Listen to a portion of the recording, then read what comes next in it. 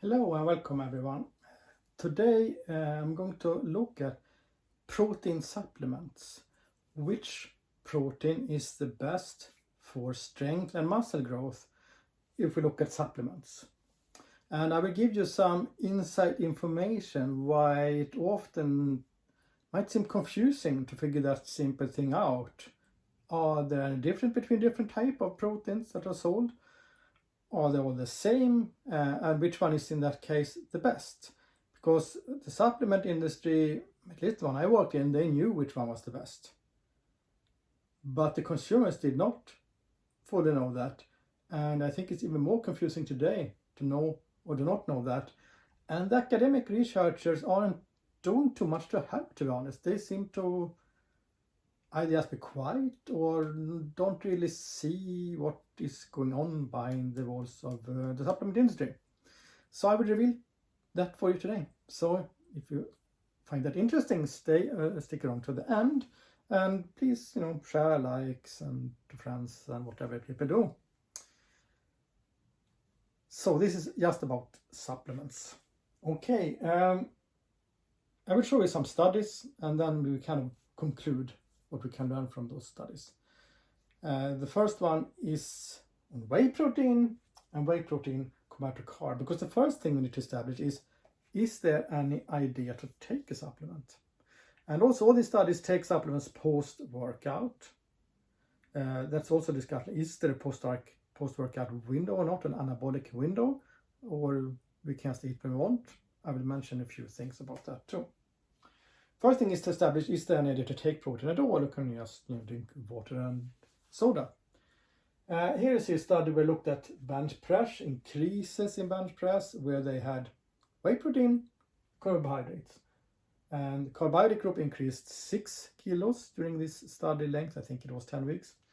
And the bench press group, the protein group increased 20 kilograms, which is like 45 pounds. So apparently more than 3 times increase in strength for the whey protein group. And if you look at body fat, it increased 0.7% in the carbohydrate group and 0.1% in the whey protein group, which wasn't statistically significant either. So it seems at least to be good for strength. It seems to be good for not adding unnecessary body mass, like body fat. So you can see 3.3 times more effective in enhancing strength for whey protein compared to carbs. So then, and there's plenty of those studies, but then we can conclude that protein is better than no protein or just carbs. Here you see another study where we compare 2 different proteins and carbohydrates. We have whey, we have carbohydrates, and we have soy protein. And here we look at lean mass. Right now we can see 3.3 kilos increase. What is that? 7 pounds or something in lean mass for the whey protein, 2.3 kilos in the carb group, and 1.8 in the soy group, meaning that soy protein had less lean mass built than the carbohydrate group. Still, they built something. So it's not zero, that's good to know. So it works.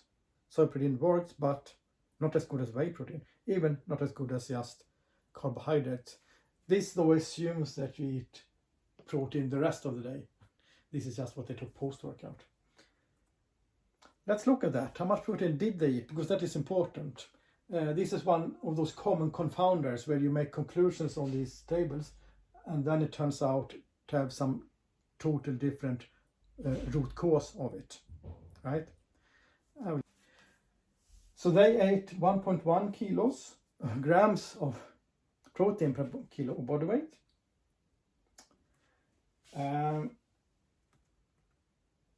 The carbohydrate group, yes, they did eat more protein actually, and that is probably why they had a quite decent outcome compared to the whey protein group. They're lower, but not so much lower as you might perhaps expect. And then the soy protein, they were also eating 1.4. So you can't blame this on the whey protein group just eating overall more protein. It's something that whey protein does that soy protein do not do. And we can also look at whey versus casein. Casein is also milk protein just as whey. Here you can see lean mass, whey, 5 kilos of increase in lean mass. Casein, not even 1 kilo. Quite a difference. You can see here on fat mass, the whey protein lost more than a kilo, 1.5 kilo of fat during this intervention. And they were not told to go on a diet, they were just told to eat a lot of supplements. And nothing happened for the casein group. Did not lose any fat. So this is very superior. You gain all this lean mass and you lose body fat on whey, but not in casein. Very modest increase in casein. Then was this just fluffy mass, or did you get stronger? Because sometimes lean mass can be inflammation or other things. You have to be careful when you look at studies where they say something about lean mass. Sometimes you can see weight loss studies and they say, but they lost 8 kilos of lean mass, it was a poor diet. Well, it depends. If the people that went into the diet were obese, had metabolic syndrome, loads of inflammation, they will lose like 10 kilos of water. And that inflammation is also in the muscles. So you have to be careful when you interpret those lean mass things, if they're good or bad. It depends on the state. Therefore, you should, for example, test strength. So you can see that the lean mass increase corresponded to almost 50 kilos increase in bench press. That's a lot in 12 weeks. Compared to the casein, who had like 18 kilos. So this is very important. The whey protein did not just bulk you up with fluffy material, it didn't make you inflamed, and therefore your lean mass went up. I've seen other studies on other things where they interpret the lean mass increase along with the inflammation marker going up as something good. But in that case, it's not good. You need to check strength and maybe also inflammation marker to interpret the lean mass up or down correctly. And this is also, by the way, why it's not used so much in pharmaceutical research. People always are so annoyed they use BMI and not lean mass. But the reason is that it costs more to look at lean mass with DEXA scans and gives not so much extra as you might think. You might think, as long as we know the fat, that's superior measure compared to BMI, it is better. But the difference is quite modest compared to the extra cost for them. That is why they are not obligated to do this measurement. But there are research looking into that. Can we assess lean mass in a more fair way by looking at creatine isotopes and things like that. Anyway, I always get to the sidetracks. So you can see the corresponding strength increase means this was lean mass increase was also a muscle increase. Muscle mass increase. Quality increase. You can also see both of these groups were eating quite a lot of protein, quite a lot of supplements also. In total, 2.1 grams per kilogram of body weight, but it's the same in both groups, very important. And then loads of supplements. That is why you see such a high difference. If they will just take a small part of supplement, you might not see so much difference. And these are the three main categories of supplements. This study looks a little bit on why this is by looking at phosphorylation or something, but I think that's not the key takeaway here. The key takeaway is that we have whey protein, casein, and soy. We have more protein. We have buckwheat and all kind of hemp protein and so on that are on the plant-based side. We have also maybe egg protein on the not plant-based side. And you know, I might wonder, there's quite a profound difference. But you can also see, both in the literature and sometimes by pharmaceutical companies marketing their products, that you might see two things, that there is no big difference. You can take any protein. You might see there's no real anabolic window, you can eat when you want. Those two statements are quite popular today, also among so-called gurus talking on YouTube. But I kind of disagree with them, and I will explain why. Because I can find studies also where it's no different between whey and soy, or whey and casein, or casein and soy. I can also find studies where there's very little difference between if you take it post-workout or not, just eat regularly without taking anything after workout. And what is the difference between those studies? Because many people then interpret it as, yeah, some studies show a benefit, some shows no, so we don't really know. No, that's the wrong way to approach it. Because if a study has 95% confidence, it means that if you repeat this study, there's only one chance in 20 you will get a different outcome. That is what 95% means. And if it's 99%, it means there's only one chance in 100 that you will get a different outcome if you repeat the study. How come then there's so many studies with different outcome? Well, I said if you repeat the study, they haven't repeated the study. Let's go back here, because it's one key thing that they do over and over to deceive you without lying. So it's very legal. It's very, very deceptive. Need to find, where was this bench press study? Here. Anyone who has been in the gym knows that 50% increase in bench press is not to play around with. So what they do when they want to show that whatever protein is as good as whey is that you either do study or find a study where the strength training protocol was quite modest. So people did not have any progress. Maybe some group increased bench press 5 kilo and the other 3, and there's no statistical significance between them, so you can then say this protein is as good as whey. Or you can say you can eat when you want or after workout, doesn't matter. Because in that study, they had a protocol that did not give very much progress at all.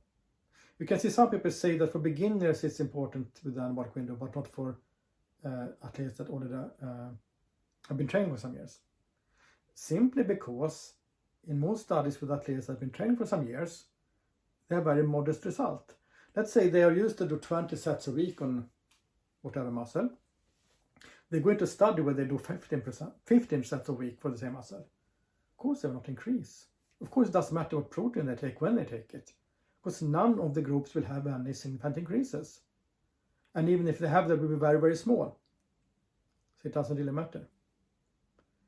And there's plenty of those studies done where someone, I don't know why they do them, if they just don't understand, but someone is into proteins and develop a new protein from some new strange bug or whatever. They don't know much about strength things. He just ask someone to do a standard program, and then they give them 2 different things and say, are they equally good? Yeah, they are. If you don't want any results, then they're equally good. But then you might ask and say, okay, that's academic researchers. Why would the industry do this? Well, they want to sell more of everything, don't they? You might have one branch, one product manager responsible for, let's say, women between 18 and 28 that are vegan or veganish. So they would give you the studies that show that this protein I have here, the plant-based protein, is equally good to the whey protein. And they might make much more money on that protein, because whey protein is the biggest protein in the world. The margins are very pressured. So I remember when we came with casein, it was like, okay, then they have that at night, so we can sell 2 proteins. But you can take whey at night also, work just as well, actually better. I don't think I have that study here, but can show that some other video. So the industry will happily sell you more type of proteins. You have a vegan week, then you take this protein. Have this in the evening, this during the day, this in the morning. We have this protein for this consumer group and this protein for this consumer group. If they all know that this protein is the best, all they will do is pressure you on the price on that protein. They don't want that. They want to have better margin and have more products in circulation. Because any time you have something new, competition will do that and the margins will be pushed down. So there's not much incentive for them to push out what they already know is the truth. And the academic researchers, they differ quite much in how they work compared to industrial researcher. I mean, I have an academic degree, but I have done most of my research in the pharmaceutical industry and other industries. So I don't really consider myself an academic researcher in that sense. because it's like 25 years ago I graduated. So I've been brainwashed by the industry. And how do? They tell you to figure out how something works. They might have 100 projects. One of them will be a molecule that will do something. And I need to figure out which molecules to put the money on. If they bet on the wrong ones, they will lose money or even go bankrupt. You can only bet wrong for a couple of years, then you're done. So you need, with the data you have, figure out which one have the most likelihood to work. You can't do some experiment and then say, yeah, we need more research, I'm not really sure. But academic research, for them it's the opposite. They get funding to investigate, let's say, some protein. If they decisively can conclude exactly how that protein works or do not work, then they're done. They can't go back and say, yeah, I want more funding to do more research. Well, you only concluded everything you needed. Why will you get more money? So they are incentivized to keep doing studies in where they feel they are. So there's no incentive for them to have a conclusive summary or abstract. If you look at all of them, it always say, yeah, it looks to be like that, indicates, insinuating that maybe it's better way. However, further research is needed. Of course, that is how they get more money to keep doing what they like to do. But you can't say that in the commercial world. Every time you do something, you can't say more research is needed. It costs money. You need to make up your mind and make a decision on the data you have. You need to conduct this studies so that you can make that decision correctly. And that is the mindset I have when I look at this study. So I see, okay, I'm interested in what works when I want progress. Sure, if you detrain for 3 months, then you can do a little bit as you want. But then we go to have a training for 3 months. I want results. Then you better look at studies where they had results and see how they did it. You should not look at studies where they did not have results and see how they did it. Plain simple, according to me, but I see so many quite respectful people with all kind of academic titles saying a lot of nonsense in this area. Well, now you have my view, my point. Sorry for the rant. Thank you for watching to the end. Please give me a comment if you saw the way to the end.